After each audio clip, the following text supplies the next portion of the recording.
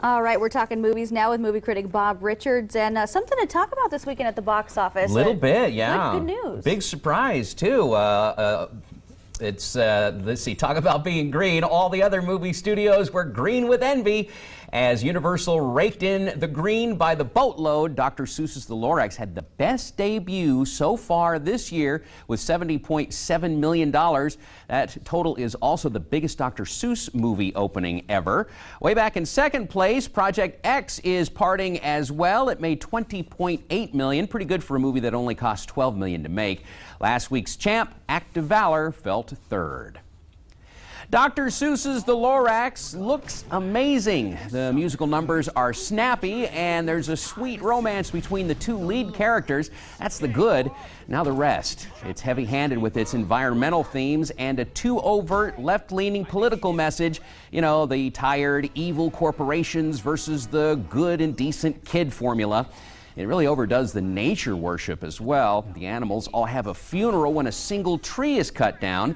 It'll make your kids think you're a criminal if you've ever chopped firewood. 2.5 stars out of 5. Project X contains nothing that has any redeeming value whatsoever. Supposedly a comedy, there isn't a laugh to be found in the entirety of this utterly unwatchable film. There isn't a plot either. What I could make out was a string of random scenes at a party. Midgets, breasts, drugs, booze, vomit, and do it all over again. This filmed on the cheap movie, if you can call it a movie at all, is the latest example of the found footage genre. Shot so poorly with the shaky cam ultra, it'll give the audience nausea. It gave me that, plus a 2-day headache. Break out the aspirin and the Dramamine. I feel sorry for the theater crew having to clean up all of the protein spills. Call it Project Barf. 1 star out of 5.